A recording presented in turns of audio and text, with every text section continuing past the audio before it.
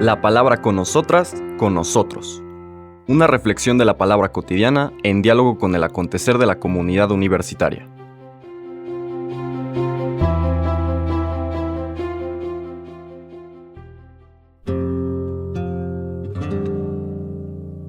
Hola, buenos días. Bienvenidas, bienvenidos a la palabra con nosotras, con nosotros. Hoy martes 3 de octubre de la 26ª semana del tiempo ordinario, retomamos nuestro recorrido del Evangelio de San Lucas. Ya nos aproximamos al final del capítulo 9 que empezábamos la semana pasada, y en medio quedan muchas lecturas que no se hacen porque normalmente pertenecen a otros momentos litúrgicos del año. Pero para que podamos ubicar y mantenernos dentro de esta pedagogía propia de Lucas, su mistagogía, la forma como nos invita a abrirnos al misterio de Jesús, encontrarnos con Jesús vivo, que de alguna manera evangeliza nuestras vidas, les transmite la buena noticia, vale la pena recuperar algunos de los pasajes que quedaron ocultos. Bueno, no ocultos, que no leímos. Nos habíamos quedado en el envío de los 12 apóstoles, ¿no? El Señor los envía con esta invitación a que sean los continuadores de su trabajo, con aquellas acciones particulares de exorcizar de los espíritus inmundos que mantienen presas a las personas, sanar a los enfermos, es decir, restituir a la gente la capacidad que tienen de vivir plenamente su naturaleza humana y por lo tanto constituirse en bendición para las demás y los demás. Y finalmente la confianza de que Dios proveerá lo que necesitan y por lo tanto que es importante que se mantengan en la atmósfera de la gratuidad. El amor divino solamente puede manifestarse en esta dimensión de la gratuidad, donde todo es gratuito. Nada viene por cuestión de mérito o de esfuerzo, etc. Entrar a esa dimensión es a lo que el Señor sistemáticamente invita a sus discípulos y por lo tanto también les recomienda que hagan lo mismo en su labor misionera. Después de este envío de los 12 viene una secuencia de textos, que son los que se leen en otros momentos del año litúrgico, pero vamos a mencionarlos para que nos ubiquemos en la lectura de hoy. Después de este envío viene la multiplicación de los panes, es decir, aquellos que son parte del proyecto del Señor Jesús deben o están invitados a asumir la necesidad del mundo, a percibir la necesidad del mundo y a saciar esa necesidad, a incidir en ella de una manera positiva a través de los dones que Dios les ha dado, sus 5 panes y 2 peces, que bastan para saciar a la multitud y sobran. La clave es ponerlos en las manos del Señor Jesús. Y Él da instrucciones precisas de cómo vivir esto. Después de esto, de la multiplicación de los panes, el Señor, en el texto de Lucas, está un día orando, dice, estando Él una vez a solas orando, esto es propio de Lucas, se acercan los discípulos para hablar con Él. Y es cuando el Señor les pregunta, aquello que da pie a la confesión de Pedro, ¿quién dice la gente que soy yo? Es interesante la manera como Lucas nos lo presenta. Él en particular dice que es inmediatamente después de una oración. Esta oración entendida desde luego como el diálogo del Señor Jesús con su Padre. Seguramente, como nos presenta la estructura de la oración en Getsemaní, el Señor comunica cómo se siente, comunica a su Padre qué es lo que quiere, cómo ve las cosas, ¿no? Y finalmente guarda silencio. No mi voluntad, la tuya. En Getsemaní dice que un ángel, y recordamos la fiesta de ayer, un mensajero le trae un mensaje de Dios, una comunicación de Dios, y con base en eso el Señor empieza a actuar.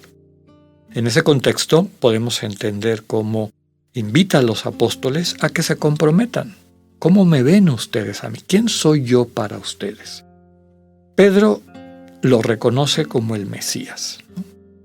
Inmediatamente después, el Señor les revela el tipo de mesianismo que Él va a llevar con el primer anuncio de la pasión, es decir, que Él viene a salvar, no desde la perspectiva triunfalista, vengativa, etcétera, de la imaginería popular, sino desde este misterio de Dios, cuyo poder único es el amor, pero es un poder tan grande que transmite vida eterna, que le transmite al ser humano la plenitud de lo que siempre anhela, esta permanencia, podemos decir, en un ambiente, en una realidad gratificante, plenificante, y que está radicalmente vinculada al encuentro amoroso de todos y todas quienes pertenecen a esa comunión.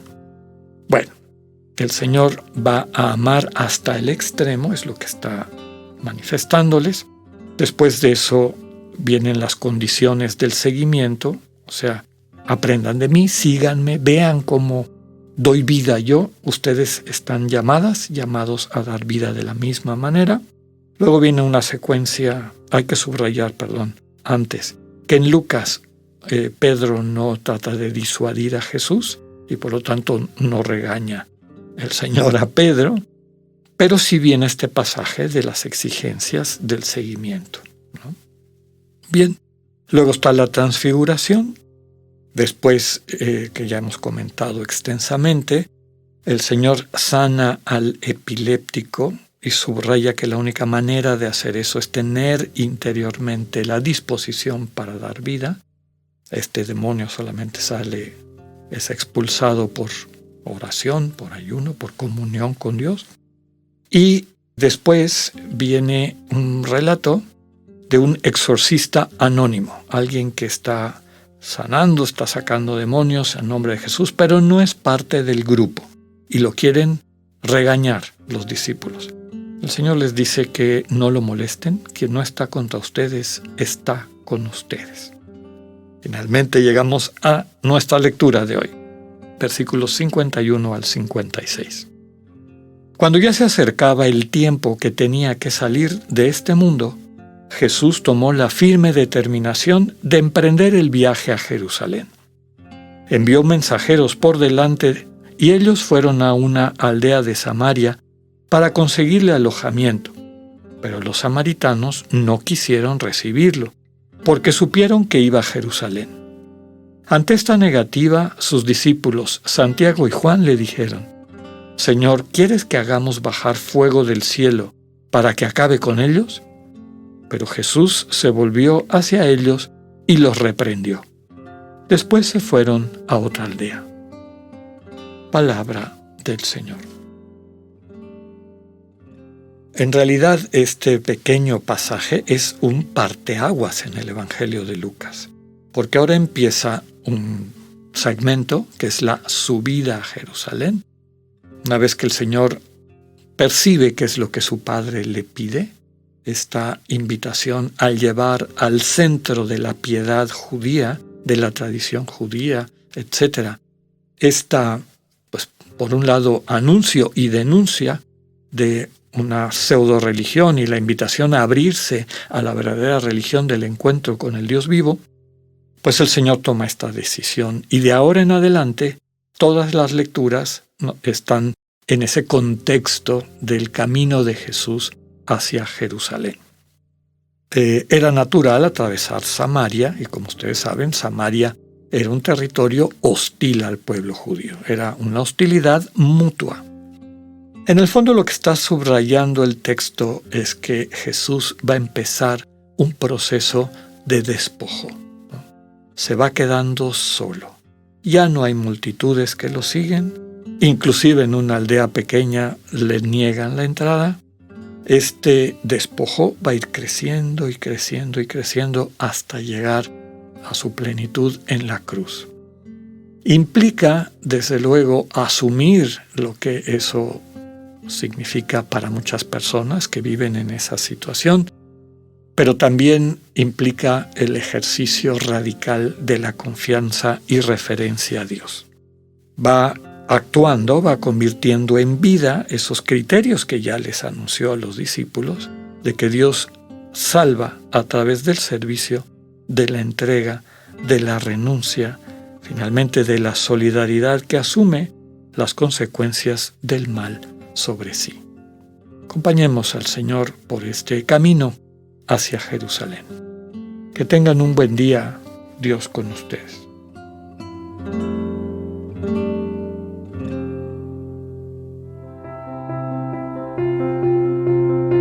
Acabamos de escuchar el mensaje del Padre Alexander Satirka. Escúchalo de lunes a viernes a las 8:45 de la mañana por radioiberoleon.com, a través de nuestra app gratuita para iOS y Android o por Spotify. Esta es una producción de Radio Ibero León en colaboración con el ITESO, Universidad Jesuita de Guadalajara.